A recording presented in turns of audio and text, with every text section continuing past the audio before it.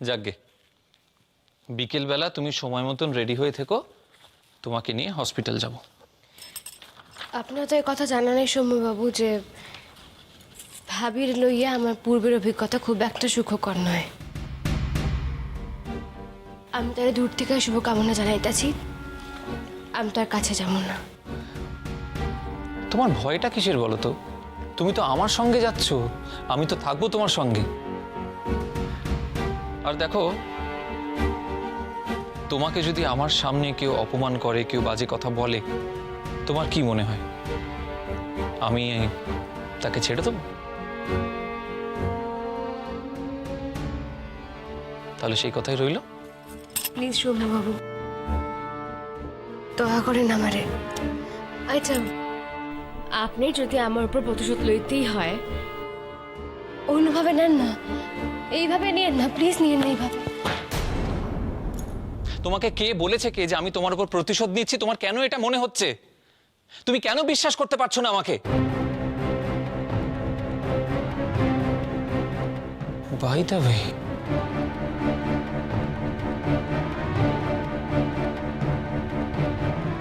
সূর্য ওখানে থাকবে বলে তুমি যেতে চাইছো না, তাই না?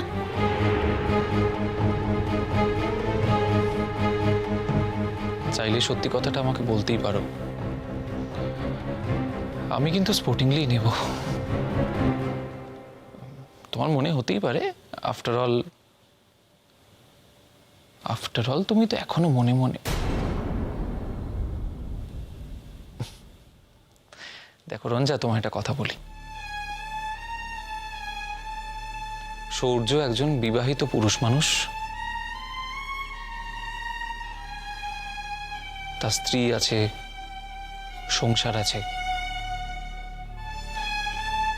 তুমি যতই তাকে মনে মনে চাও না কেন, কোনোদিনও কিন্তু তুমি তাকে তোমার করে পাবে না। আর আমার মনে হয়ও না যে তুমি কি চাইবে যে আর একজন মেয়ে মানুষের চোখের জলের বিনিময়ে তুমি সুখী হতে চাইবে? সৌম্যবাবু, আপনি যদি আমার জীবনের পুরো কথাখানা জানতেন, আর যেটুক কথা আমি আপনারে কইছি যদি তা বিশ্বাস করতেন, তাহলে এই কথাখানা আপনি বুঝতে পারতেন সৌম্যবাবু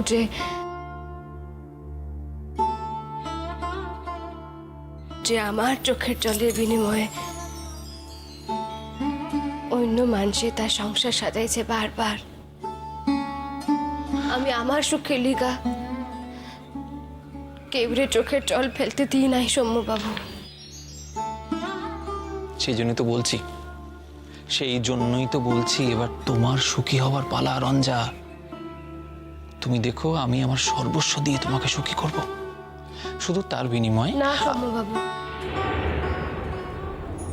না, আমি আর সুখী হতে চাই না।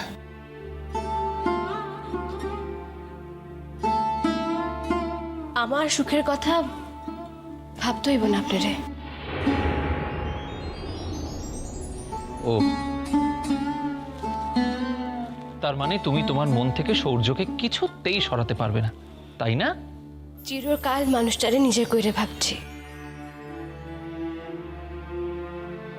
আর যে মানুষটারে নিজের কইরে ভাবছি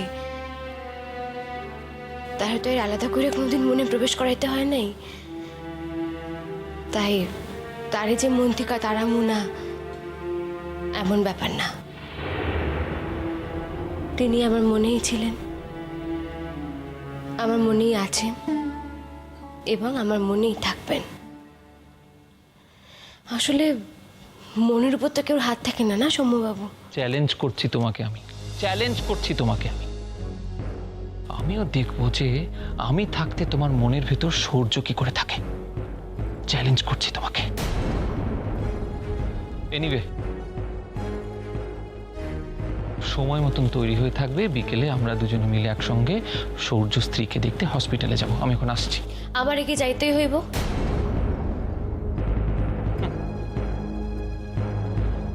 একটা কথা আমার মনে হয় এর আগে অনেকবার বলেছি তোমাকে, আমি তোমার মনের ওপর কোনো অধিকার নেই আমার, আমি জানি, কিন্তু তোমার শরীরের ওপর আমার অধিকার আছে। আর তাই দরকার হলে টেনে তোমাকে সেখানে নিয়ে যাব আমি। আসছি।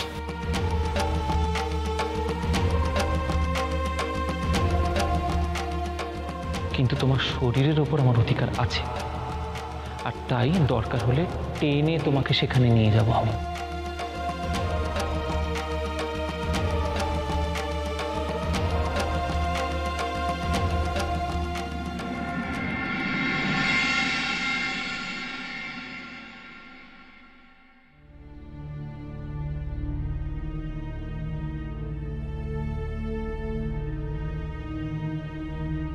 ময়না, ময়না, আইস কেমন আছো?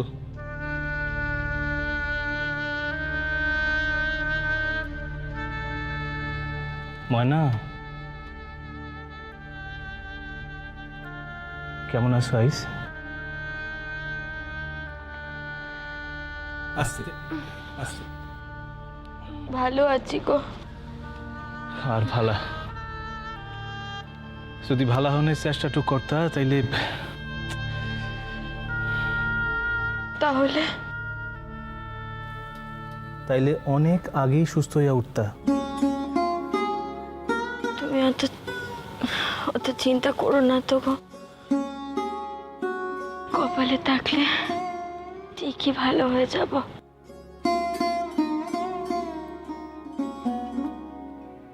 আমি অমানুষ না ময়না,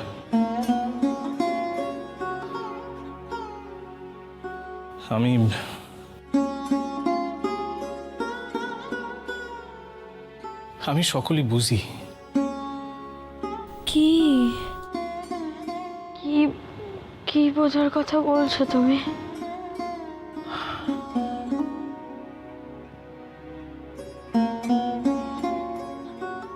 আমি বুঝি ময়না, আমার উপর তোমার অভিমানের অন্ত নাই।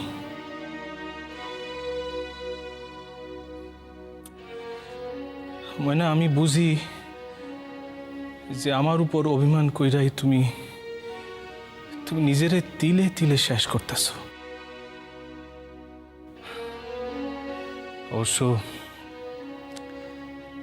অবশ্য তোমার এই অভিমানের সঙ্গত কারণও যে নাই তা তো না, কারণ স্ত্রী হিসাবে তুমি আমার নিকট হইতে তো কিছুই পাও নাই।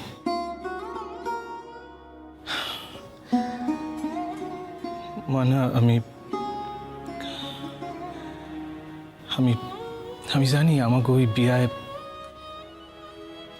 তোমার তো কোনো ভূমিকা ছিল না, দোষও ছিল না। ওগো, কও। তুমি আমাকে শাসন করো, আমাকে কঠিন কথা বলো, আমার উপরে চিৎকার চেঁচামেচি করো, কিন্তু আমাকে এমন করে কথা বলো না গো, তাহলে যে আমার বুকখানা একেবারে ভেঙে যায়। মানা, দেখো, আমি তো মিশা কথা কইতাছি না ময়না।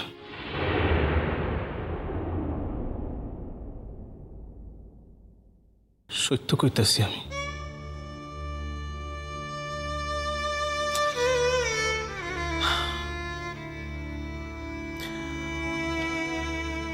ময়না, আমি তো তোমার সত্যই কিছুই দিতে পারি নাই।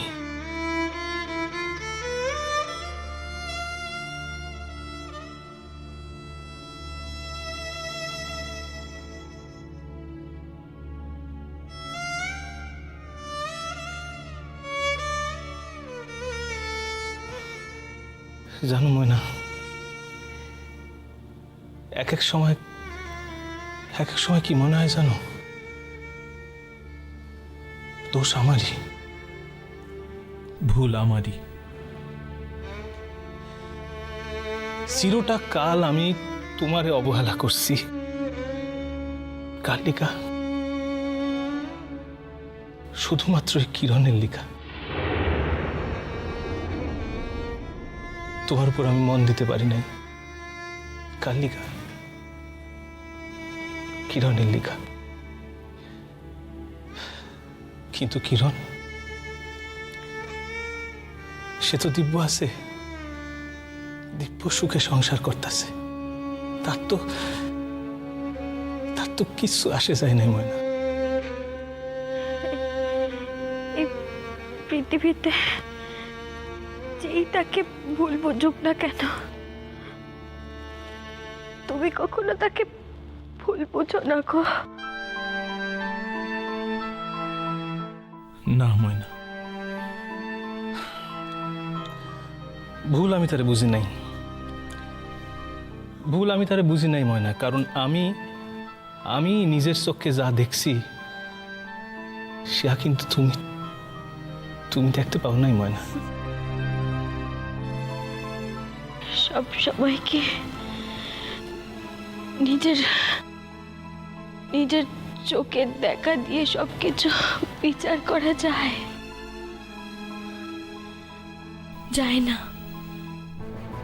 যায় না গো।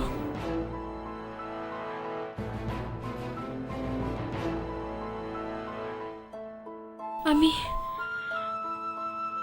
তোমাকে একখানা কথা হলপ করে বলে দিতে পারি। সে এই বিয়েখানা নিতান্ত নিরুপায় হয়েই করেছে গো। নিরুপায় হইয়া? কেন নিরুপায় হইয়া কেন? বিয়া করা ছাড়া মানুষের বাঁচনের কি আর অন্য কোনো পথ নাই ময়না?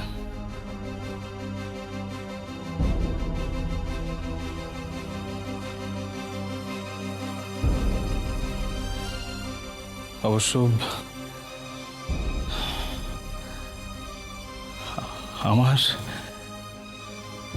আমার এই কথা কওয়া সাজে না। কেন?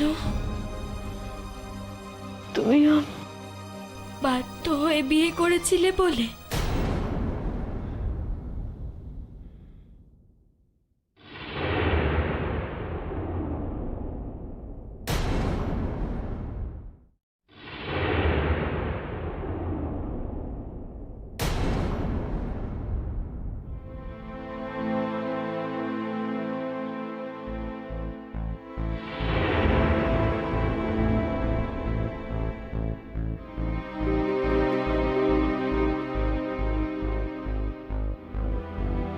আমি না হয় নিকৃষ্টতম মানুষ,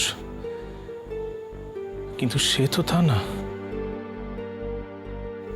তাইলে থাক ময়না, ওই সকল কথা থাক। নার্গিস এই জীবনে তার সোনাবাবু ছাড়া আর কাউকে ভালোবাসতে পারে না।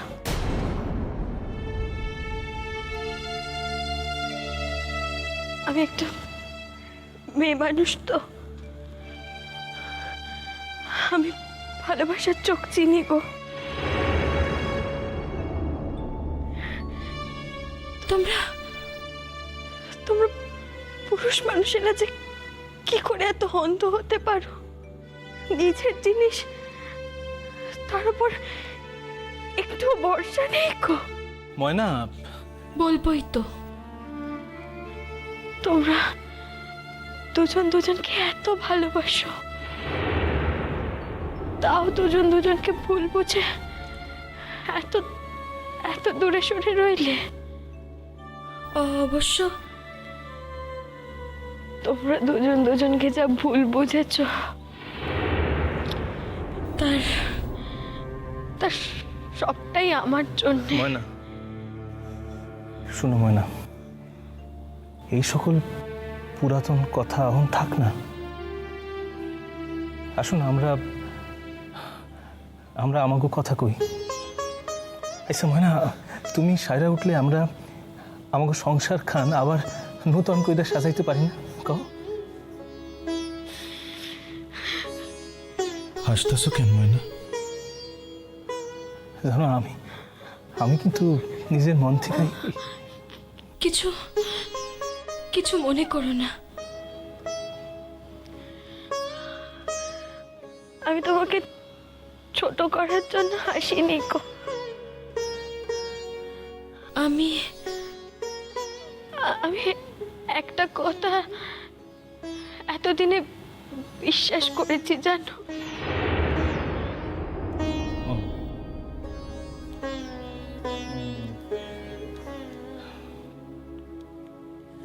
কি কথা? আমি বিশ্বাস করেছি যে তোমরা দুজন একদিন মিলবেই। ময়না, হ্যাঁ গো, দেখো তুমি একদিন তোমাদের সব ভুল বোঝাবুঝির অবসান হবে। আমি সেদিন যেখানেই থাকি না কেন তো চোখ ভরে দেখবো আমি। হয়তো বুকের ভেতরখানে একটু খচখচ করবে, কিন্তু এই জীবনে তো কখনো আমি আমার স্বামীকে সুখী করতে পারিনি গো। তুমি সুখী হলে আমার বড় আনন্দ হবে গো। ময়না, তুমি যদি এই প্রকার কথা কও তাইলে কিন্তু আমি সত্যি কইতেছি, কাল থেকে কিন্তু আমি আর এখানে আসুম না। আমি যতই সবকিছু ভুলা নতুন কইরা শুরু করতে চাইতেছি, ততই দেখি তুমি। সূর্য,